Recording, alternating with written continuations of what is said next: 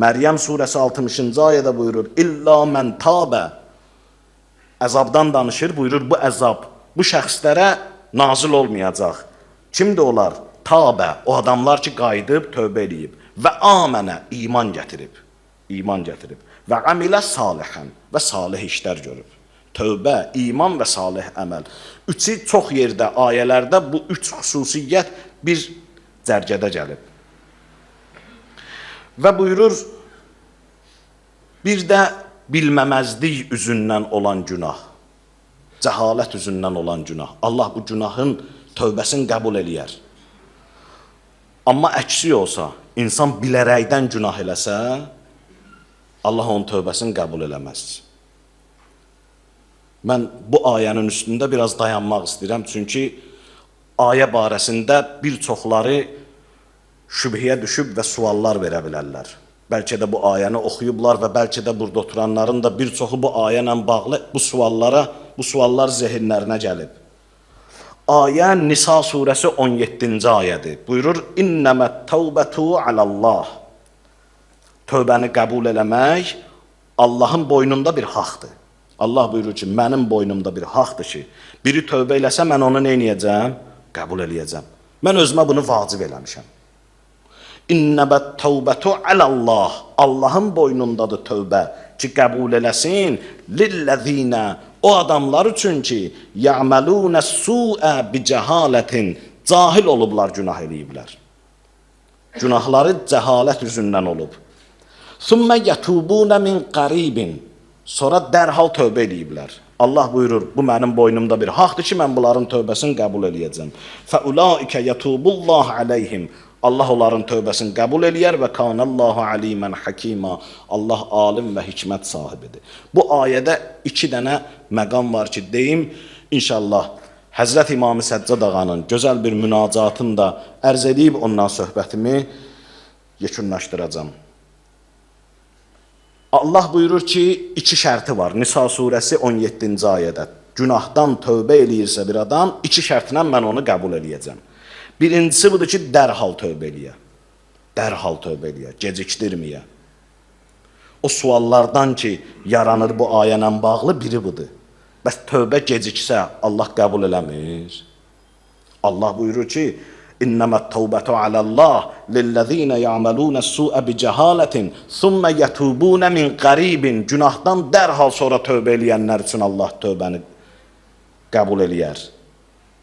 Gecikmiş tövbəni necə? Ayədə əvvəldə Allah buyurur alallah, mənim boynumda bir haqdır. Qəbul eləyim, hansı tövbəni? Dərhal olan tövbəni. Amma gecikmiş sonraki tövbə necə? Allah buyurur hədislərdə, onu da qəbul eləyərəm, amma o mənim boynumda haqq deyil. Min qaribin ifadəsi ilə əvvəldə gələn alallah ifadəsinin arasında bir bağlılıq var.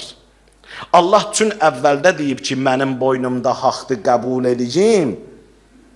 Haqdır qəbul eləyim, hansı tövbəni? Dərhal olan tövbəni.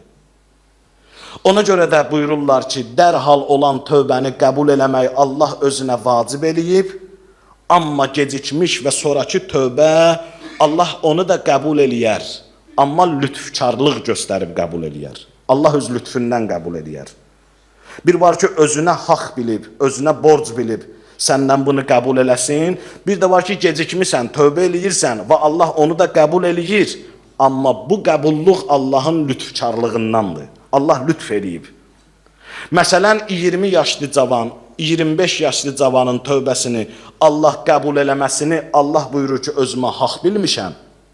Amma biraz gecikmiş tövbəni də qəbul eləyərəm, amma onu özümə haqq bilmirəm.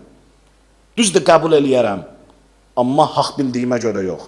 Lütfkarlıq göstərdiyimə görə. Görün Allah nə qədər lütfkarlıq göstərir insana ki, bir adam 60 yaşında da tövbə eləsə, buyurur qəbul eləyərəm. Amma bilməcinən ki, bu mənim boynumda bir haqq idi. Bilcinən ki, bu mənim boynumda bir lütf idi. Mən lütf elədim, borcum deyildi qəbul eləmək. Amma lütf elədim, qəbul elədim. Biz bəzən qəbul eləmərik, deyərik ki, da iş işdən keçəndən sonra gəlmirsən. Da keçib. Amma tez olanda İnsan qəbul eləyir. Gecikəndə biraz qəbul, amma Allah buyurur ki, mən mərhəmətimdən onu da qəbul eləyərəm. İkinci sual ki, yaranır bəzilərinin zehnində bu ayə ilə bağlı, Allah buyurur ki, bir cəhalətin, günahı cahillik yüzündən eləyənlərin tövbəsini qəbul eləyərəm. Belə çıxır ki, bir adam bilə-bilə günah eləsə, tövbə eləsə qəbul eləməz. Bunu bir neçə dəqiqə izah eləmək istəyirəm. Çünki maraqlı bir məqamdır. İmam Səccad ağanın da burada gözəl bir münacatı var. Düzdür, bu ayə ilə bağlı deyil. İmam Səccad ağa bilirsiniz ki, dualar eləyib, duanın mətnində, duanın tərkibində eyni zamanda da İslam maarifini insanlara göstərib. Dua eləyib, amma duanın içində hansısa bir ayənin izahı, təfsiri var. Baxın, ayə buyurur ki, cahillik yüzündən günah eləyənlərin tövbəsi qəbuldur. Cahillik sözünün burada iki mənası var. Bir budur ki, bilməməzlik. Bilməyib, günah eləyib, indi bilib, başa düşüb ki, haramdır, olmaz. Tövbə elədi, Allah neynər? Qəbul eləyər. Bu bir mənalı olaraq. Bir də var ki, günahın, günahlığın bilir. Bilir. Amma nəfs buna güc gəlib. Nəfs buna güc gəlib. Buyurur, nəfs insana güc gələndə insan cahil misalında olur. Çünki nəfs hisslər insanın içində tuğyan eləyəndə, baş qaldıranda, düzdür günahın günah olduğunu bilir. Haramın da haramlığını bilir. Söhbət bilməkdən getmir. Bilməkdən gedirsə, bəli, bilir. Amma söhbət nəfsin insana güc gəlməsindən gedir. Nəfs insana güc gələndə ağılla bilmək öz təsirini itirir. Öz funksiyasını itirir. Ona görə deyirlər ki, ağla, imana, bilməyə nəfs qalib gəlir. Nəfs elmə, ağla qalib gələndə ağılla elm öz təsirini itirir. İnsan əməldə cahil olur. Bilgi səviyyəsində məlumatı var, haramdır. Amma əməldə cahil olur. Niyə? Çünki nəfsi hisslərinin təsiri altına elə düşür. Nəfs insana elə güc gəlir, elə qalib olur ki, insan əməldə cahilləşir. Cahillə bərabər olur. Bildiyi də yaddan çıxır və bildiyi öz təsirini itirir. Ağıl öz təsirini itirir. Nəticə nə alırıq? Günah üç səbəbdən birindən qaynaqlanır. Ya günah qaynaqlanır, inşallah yavaş-yavaş söhbətimin sonuna çatdırıram mətləbi.